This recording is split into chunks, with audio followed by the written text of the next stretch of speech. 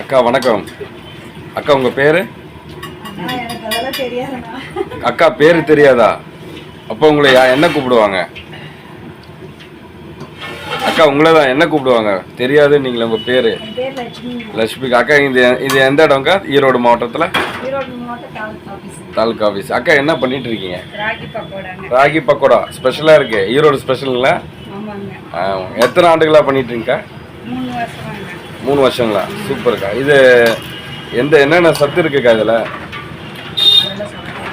சொல்லக்கூடாதுங்களா?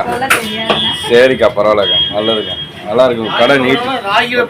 கடை நீட்டாக சார் இருக்கு. மூத்த பத்திரிகையாளர். என்னங்க சொல்லுங்க.